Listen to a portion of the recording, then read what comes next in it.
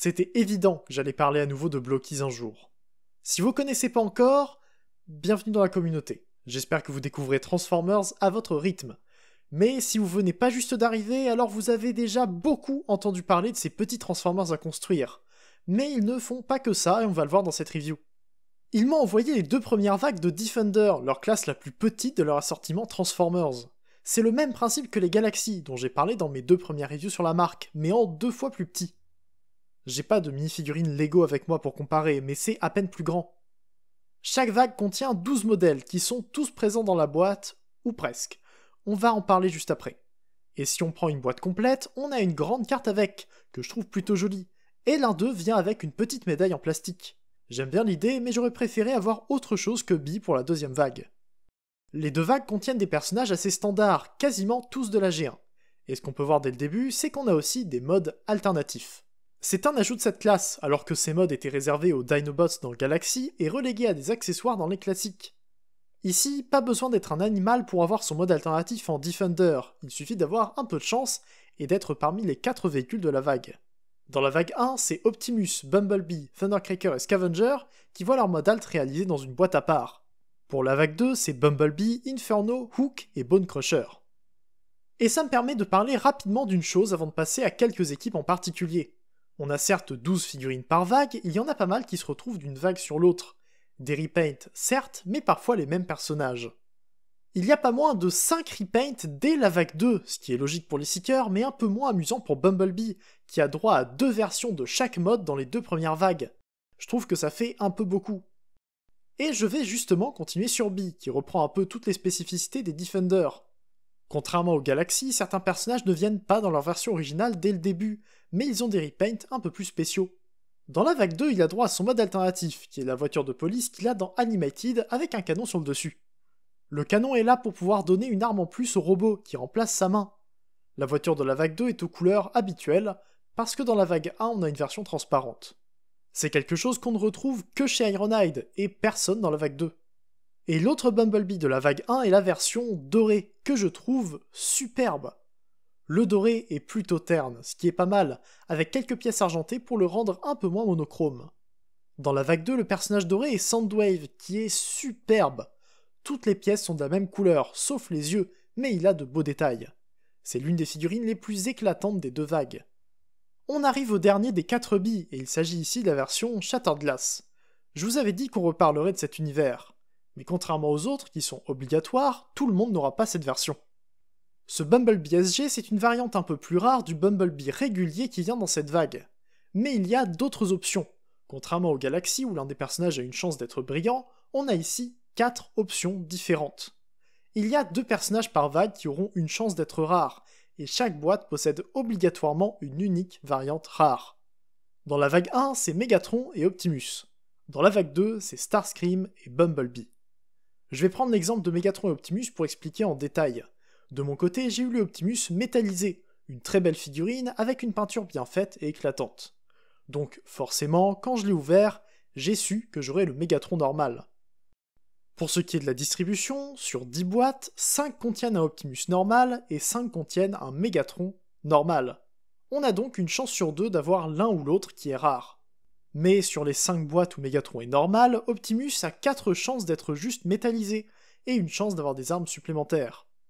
C'est pareil dans l'autre sens, ce qui fait que sur l'ensemble des boîtes, on a une chance sur 10 d'avoir un Megatron avec plus d'accessoires, et 4 chances sur 10 d'avoir un Megatron métallisé. Pour Optimus et Megatron, c'est un peu plus simple que pour Bee et Starscream. Le Bumblebee métallisé était déjà dans la vague 1, donc ils l'ont remplacé par un Bumblebee Shattered Glass. De son côté, Starscream est un repaint de Thundercracker de la première vague, sans son mode avion, alors qu'il y avait bien un mold pour lui. La construction du mode alternatif de Thundercracker est d'ailleurs simpliste, et pourrait décevoir si on s'attend à un robot à la place. En tout cas, j'aimerais bien voir se compléter les Seekers à l'avenir dans cette gamme, pour pouvoir les mettre avec leurs équivalents Galaxy, qui me paraissent maintenant immenses. Parlant des personnages classiques de la G1, Prowl et Ironhide sont facilement parmi les robots qui m'impressionnent le moins de la première vague.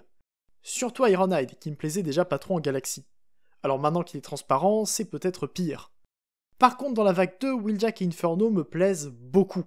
Wheeljack a de belles couleurs et une pièce spécifique, mais c'est encore plus impressionnant pour Inferno, avec la pièce autour de la tête et l'échelle derrière. Comme le Galaxy que j'adore, il a une construction unique, ce qui rend super bien. Je l'aime vraiment beaucoup. Il vient même avec son mode alt, qui a été l'une des meilleures surprises de la vague. La construction est amusante, il a pas mal de couleurs et il est adorable. Rien que pour le mettre avec le Galaxy, je le trouve génial. En plus, son canon à eau se met à la place de la main de son mode robot, ce qui le rend encore meilleur. En fait, certains Defenders sont faits pour aller avec les Galaxies, et c'est pour ça que j'ai encore plus envie d'avoir les Dinobots au complet. Wheeljack a besoin d'avoir toutes ses créations avec lui. L'un des seuls que j'ai pas encore évoqué dans la vague 1, c'est aussi mon préféré. Sideswipe Shattered Glass fait une apparition inattendue mais très appréciée, dans le format le plus petit pour le personnage, et je le trouve superbe. J'ai parlé de sa version de luxe la semaine dernière, et je suis content de pouvoir en parler rapidement à nouveau. Il est très mignon, et même s'il a pas sa cicatrice sur le torse, je le trouve quand même très beau. Et justement, ça me fait encore plus plaisir d'avoir eu Bumblebee SG dans la vague 2. J'avais pas envie d'un autre Bee normal, et j'avais envie d'avoir plus de Shattered Glass. Et ça fait des Blockies ma plus grande collection de Shattered Glass, puisqu'Ironhide est également là. Bien sûr, seul Bumblebee passe avec Optimus Galaxy, mais ça fait plaisir de voir ces repaints être facilement accessibles. C'est clair, ils les ont bien travaillés. Un peu comme tout le monde en fait. Je comprends, c'est parce que c'est un personnage un peu trop basique. Tu dis uniquement ça parce que c'est une couleur un peu trop présente pour les Autobots du début de la G1, n'est-ce pas? C'est bien ce que je pensais. Aucune autre raison ne pourrait te faire critiquer les couleurs de la G1 que tout le monde connaît et auxquelles tout le monde est habitué. Celui que tu viens de faire partir, c'est Leader Magnus. J'ai pas vraiment pris le temps d'en parler la semaine dernière. Comme quoi je ferai pas de Leader Magnus? Ouais, je m'en souviens. Mais lui au moins, il sera discret. Bref, je vous laisse lui réserver le meilleur accueil. Avec tout ça, j'en étais rendu à la dernière équipe de ces deux premières vagues, la seule que je suis sûr de voir se compléter. Il s'agit des Constructicons. Tout comme les Galaxies qui nous ont proposé leur mode robot, les Constructicons reviennent ici, encore plus mignons que jamais. J'en ai que deux à comparer de chaque côté, mais vous avez l'idée. Bien sûr, les modes robots, c'est bien, mais ils ont droit à leur mode alternatif, et c'est d'ailleurs le seul mode de Hook pour le moment. Scavenger vient avec une foreuse pour son mode robot, et Bone Crusher a la particularité d'avoir des vitres, en plus du toit de ce qui est normalement son habitacle. Oui, les vitres sont de trop, mais je trouve ça amusant. Et Hook a même une vitre du mauvais côté, mais pour une bonne raison. Les véhicules vont se combiner. On ne sait pas encore comment on aura les pièces supplémentaires, mais ils sont compatibles avec le système Blockies, et ils formeront un Devastator de la taille de certains classiques. C'est probablement le projet le plus intéressant des Defenders, mais j'avoue que même sans ça, je suis comblé. J'aimais déjà beaucoup les Galaxies, et les classiques sont de très bons kits, mais les Defenders ont le charme de la simplicité. Ils sont amusants, ils sont minuscules, et ils sont simples. J'en ai eu 24 d'un coup, et j'ai pris mon temps pour les ouvrir en 2 semaines environ.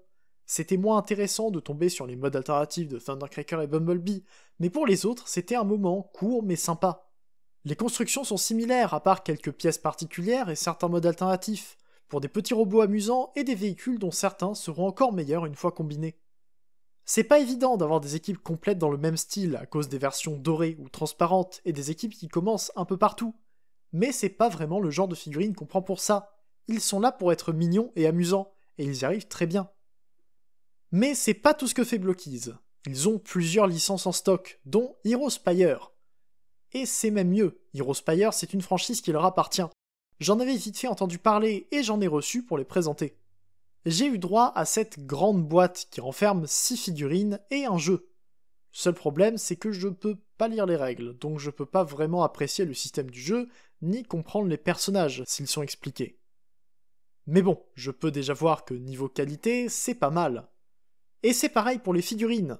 Ce sera pas très explicatif au niveau du lore, mais je peux au moins parler de leur qualité et leurs détails. Et c'est vraiment pas mal. Ils sont chacun un peu plus petits que les Galaxies, avec bien sûr des proportions et des pièces complètement différentes. Mais ils compensent par une peinture exceptionnelle. Non vraiment, même si je connais rien aux personnages, je vois bien qu'ils sont superbes. Le chrome à certains endroits, les pièces métallisées, les couleurs, c'est vraiment beau. En plus, les armures sont jolies aussi, les pièces sont bien faites et c'est un plaisir de les voir ensemble. Le seul problème, c'est que les épaules tapent un peu trop facilement dans la tête et le dos, et la jupe peut aussi gêner les jambes. Il y a beaucoup de pièces mobiles sur peu d'espace, mais ça se pose quand même pas trop mal. Ils ont les articulations qu'on peut attendre, et avec ces couleurs, c'est encore mieux. Et on a aussi des chevaux. Des constructions différentes du reste, bien sûr, un peu similaires entre elles, mais avec des couleurs et des pièces diverses pour les rendre bien distincts. J'aurais aimé des épaules et des hanches plus articulées, puisque leurs articulations restent un petit peu en 2D, mais c'est déjà pas mal. C'est pas le plus pratique pour faire tenir les humains dessus à cause de leur jupe, mais on peut les enlever pour que ça soit plus pratique. Alors, je le redis, j'y connais rien. Mais je suis avant tout un collectionneur de jouets, si j'aime ce que j'achète, c'est pour la figurine en premier lieu, et le personnage ne fait que compléter l'appréciation d'un design. Et bien ici, je trouve que c'est bien sympa, surtout avec ces couleurs si jolies. Avec ça, je pense que je peux conclure sur cette 3e review de Blockies. Je suis très content de ces Defenders, qui offrent encore plus de personnages dans une nouvelle échelle. Avec les modes alternatifs et la promesse d'un Devastator, je suis encore plus intéressé que je l'étais pour les Galaxies. Comme d'habitude, si les Blockies vous intéressent, je vous dirige vers transformers.eu, où vous pourrez trouver la gamme Transformers. Pour les Hero Spire, faudra encore attendre un peu pour que ça arrive en France. Je vous invite à vous abonner pour ne pas louper mes futures reviews, j'attends vos retours en commentaire. On se retrouve bientôt pour une prochaine vidéo, c'était Leader, fin fort un jour, fin fort le choix et salut.